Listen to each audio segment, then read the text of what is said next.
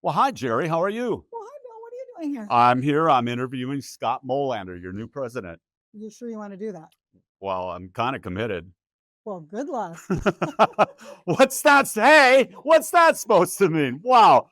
What did I get myself into? Welcome to Western Edge Living, presented by CHI St. Alexius Health Dickinson. I'm your host, Bill Polinick. We're going to get to the program here in just a moment. But first, a big shout out to Shanna and the team at the foundation at CHI St. Alexius Health Dickinson. They do a wonderful job, and they have so much fun organizing events, posting on Facebook, and so much more. But make no mistake about it, they take your health care very seriously at the foundation and the entire staff at CHI St. Alexius Health Dickinson.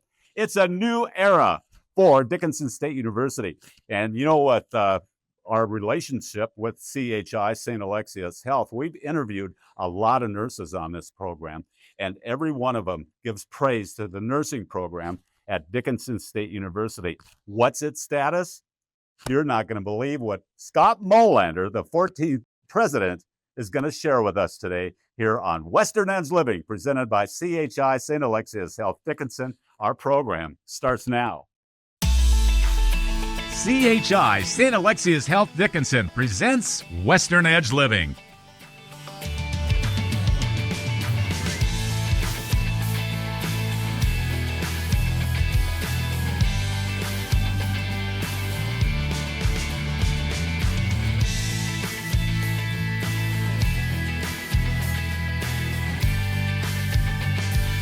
Western Edge Living. And we are back on Western Edge Living, presented by CHI St. Alexius Health Dickinson. I'm Bill Polinick. Thank you for spending time with us today. And as promised, we have the 14th president of Dickinson State University, Scott Molander. Welcome. Thank you. Glad to be here. We've known each other for a total of about, what now, 5-10 minutes, something like that? Maybe about 10 minutes and 30 seconds. And, you know, I talked to a couple of people. First of all, I met a young lady the other evening. I said, hey, I'm interviewing Scott Molander on Tuesday. What can you tell me? And she says, oh, he's so approachable. He's such a nice guy. You're going to love him. Who do you think that was? Somebody I gave an A to? Jerry Newton. Oh, wow. Yeah, so Yeah. she was very complimentary. Oh. And then I got an email today, and the guy said, don't be easy on Scott. Ask him some tough questions. Oh, my. That came from the North Dakota State Historical Society. Oh, all right. Oh, your brother's saying, yeah, Yeah. I'm doing some work with them. And I Okay. happened to mention that I was Awesome. interviewing. I asked if you were related, and that's your brother. Yep. All Yep. right. Do you have other siblings, too, besides Scott, Yeah, Shane? I have a sister in Minot and another brother in Indianapolis. My Okay. sister's 18 years younger than me. Shane's 5 years younger, and Craig's 10 years younger than me. You've been president of the Dickinson State University since June, I believe, right? Yep. How's it going? About 100 days. Awesome. Awesome. It's going great. You talk to alumni. Do you have conferences or do you conversations with alumni from Dickinson State who'd like to give advice or what they'd like to see? Yeah, What are they telling you? Yeah, no, nobody's shy when it comes to that No, department. no. No, but it's been great. It's great to be back. Engaging with the alumni is really important, just as obviously engaging with the students. That's why we're here. That's why Dickinson State's here. But love engaging with the alumni too, because they're here. That's a support mechanism, you know, for the students, the faculty, and the whole school. If you don't have alumni who care about your school, you don't have anything.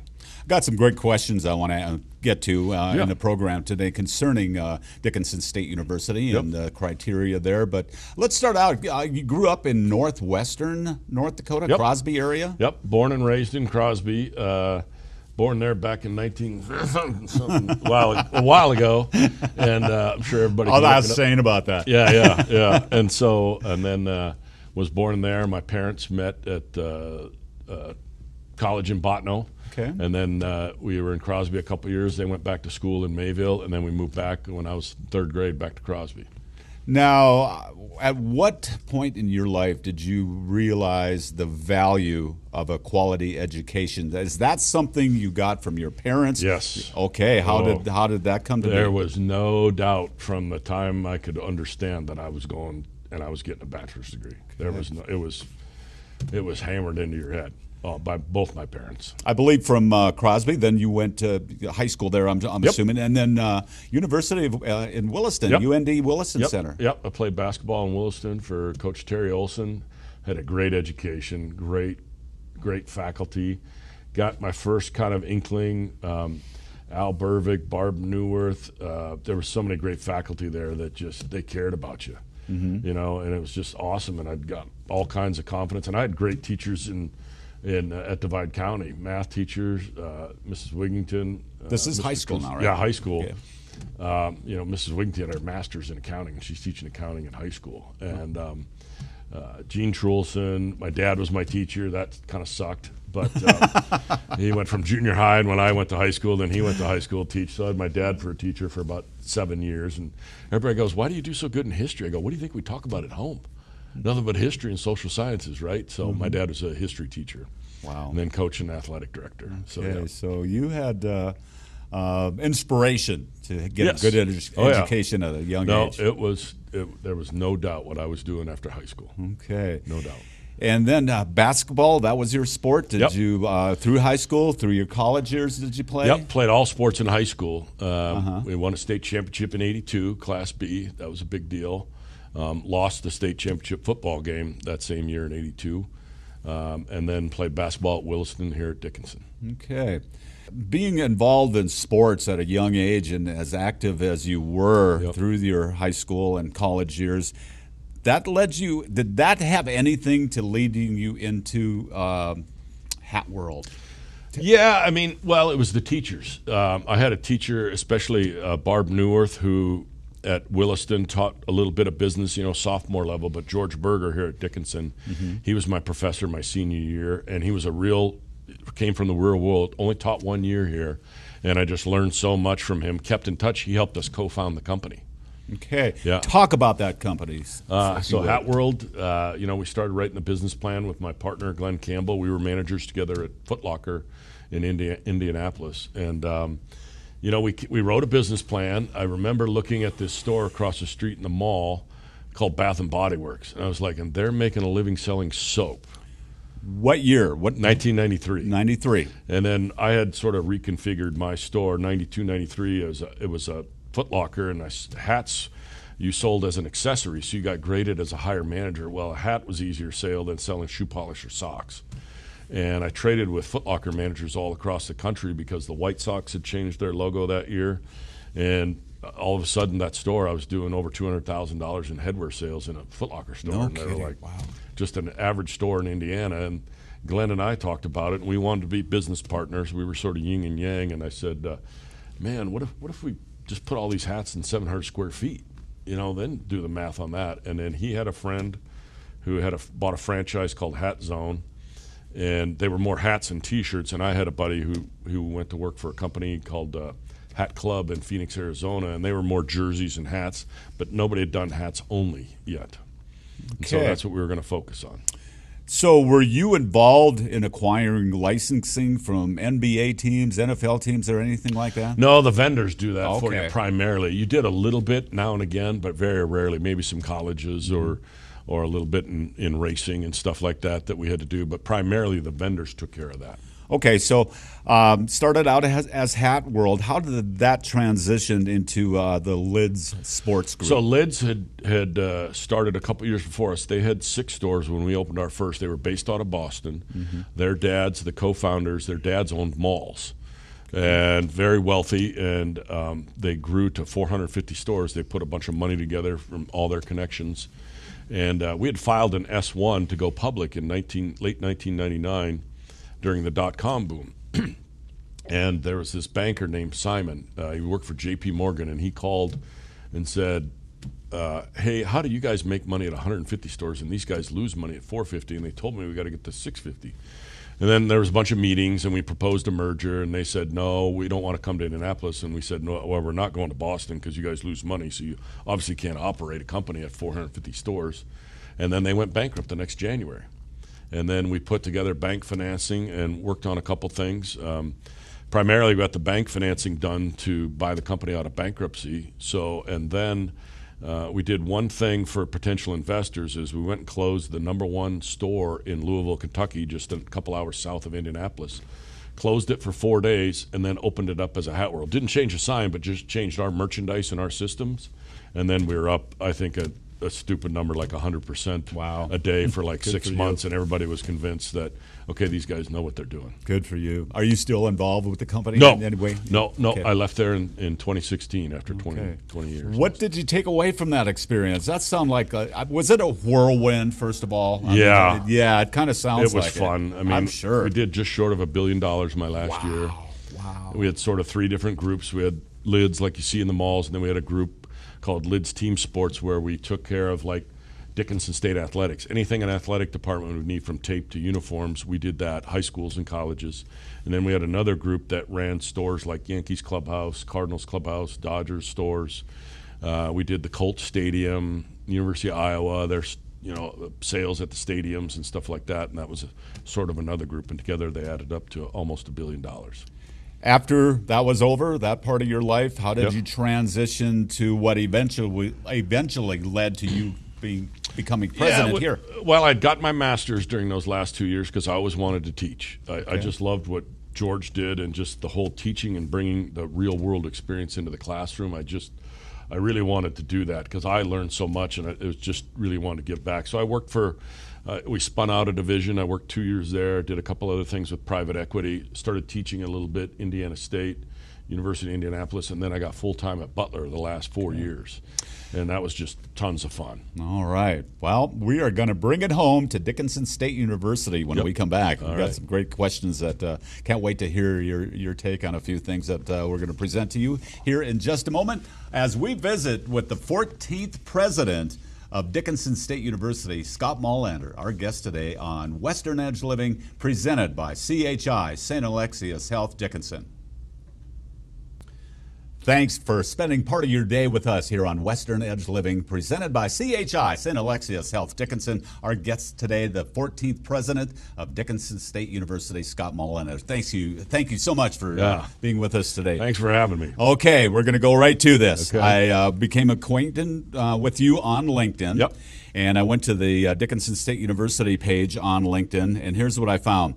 This is verbatim. DSU's Associate of Applied Science in Practical Nursing and Bachelor of Science in Nursing programs have received continuing full accreditation from the Accreditation Commission for Education in Nursing, underscoring the university's commitment to excellence. That is fantastic Thank news you. as we go forward into the new Thank year. you. It's awesome. Wow. It was a total team effort. The team on in the nursing side, from our Mayville team, Colette and Melissa Wagner, the new director of it, Dr. Grucki, everybody. The whole staff's just awesome, and it's a team effort.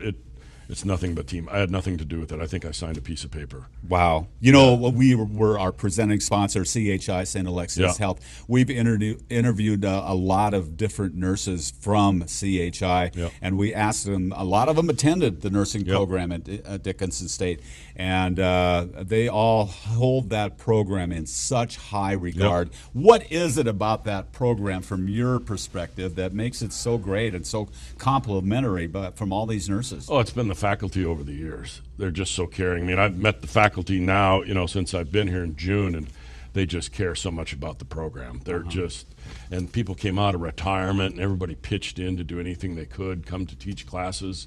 And then we had a couple other people that just started recently that are, going to teach, and they're just so warm and welcoming, and they care about the students, because that's why we're here.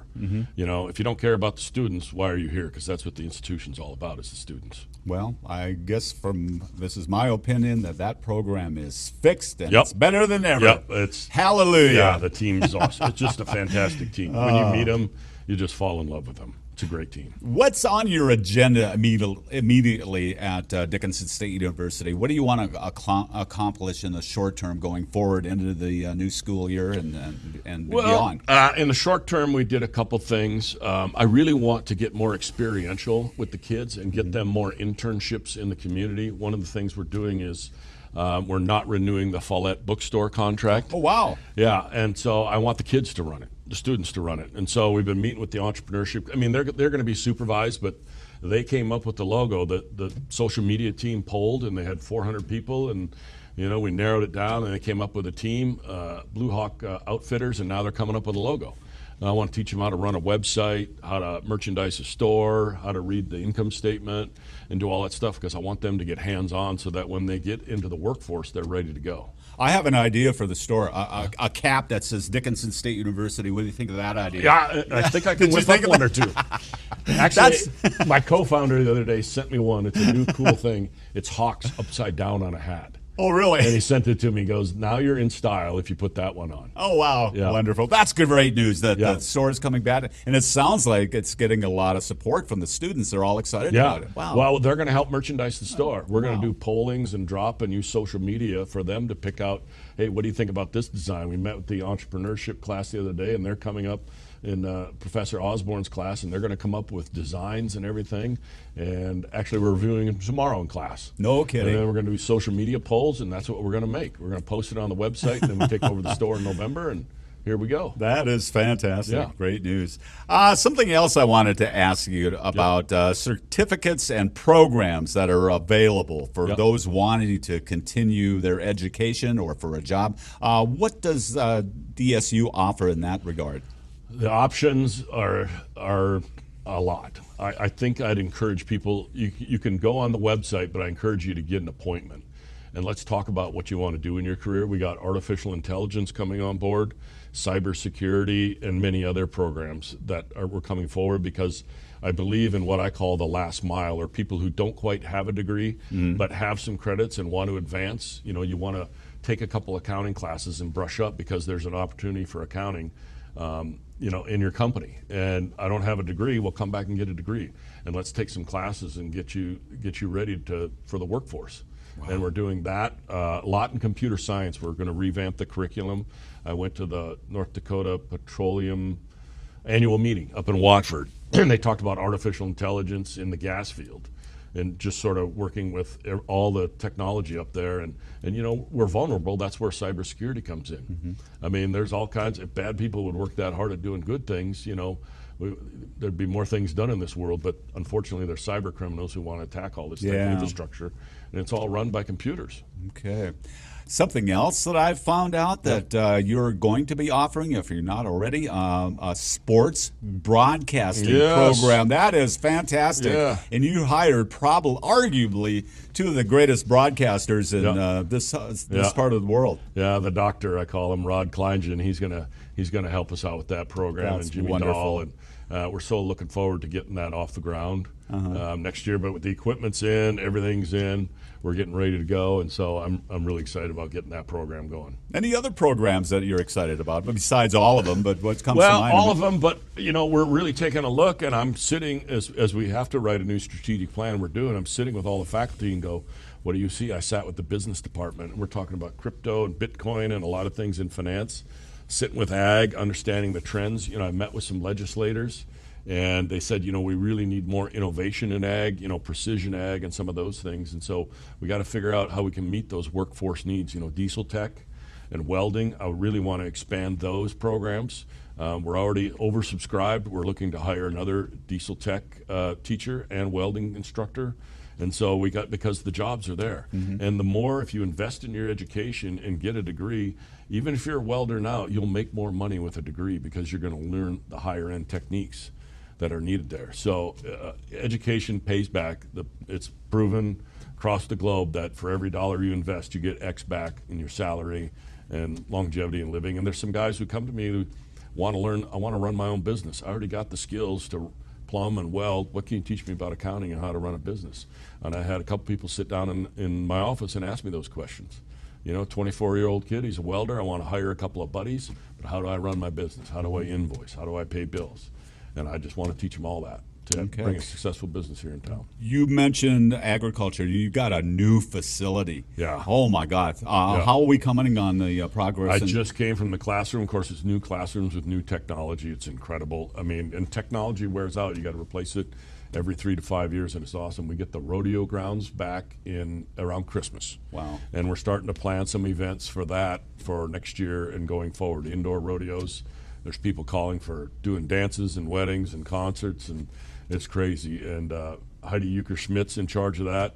Call her. Her cell phone number, I can't remember her cell phone number, but get a hold of her, and she's in charge of the arena, and she's doing a fantastic job. Okay. You know, we mentioned Jerry Newton earlier in the program, and that's the department that she works at. Yep. And I was surprised that was really needed. I mean, the windows were shot. I mean, the place was falling apart. That was a facility that really needed the upgrade, which it's getting. So yeah, and the students, and I just met with about 20 some freshmen, and we just talked for an hour. Great. It was awesome just to hear where they came from, why they came here.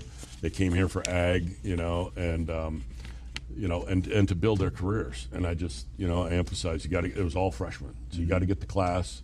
You got to plan. You got to take care of yourself, and you'll be successful. There's hard work. I tell you, people, even if you can't stay here, want to leave home for a while, people out in the rest of the country want our kids. Okay, wonderful. How about the foundation? Do you do much with the DSU Foundation? Oh, I love the foundation. So I've been on the board several years. Obviously, had to resign when I took the president's job, but Ty Orton and the team, fantastic foundation. We've actually got elevated within the system because we're so successful, which is a good problem to have. What about Kyle Smith? He's kind of a troublemaker. Yes. Is he still stealing people's lunches out of the break room fridge? I think he is. He's only got Keep caught an eye on twice. him. I will. In fact, I'm going to put a new camera in there now. Yeah. Oh, Scott. Especially if he's stealing and not giving it to me. This has been wonderful. Yeah. And we just skimmed the surface. Yeah. And I think I read that you have an open door policy. If alumni want to get a hold of you and offer their ideas, they can just get my a hold email and phone number's right there. Okay. Emily's gone. She's out sick today. I hope she feels better, but just get a hold of me and let's get an appointment. As we wrap up, if there's anything you want to share with our viewer today? All I ask is for everybody to really, really support the school and the students. It's really, really important because we're here for the students, and just be there for them. And I know the community, I've had such overwhelming support since I've gotten here. I'm just so thankful, and so thankful to be here.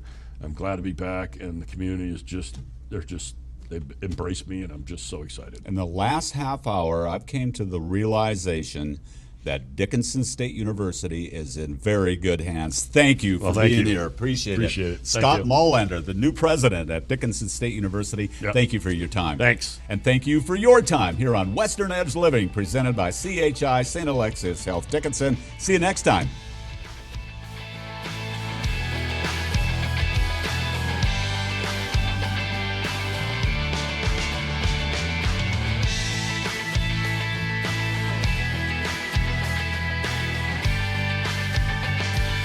Western Edge Living.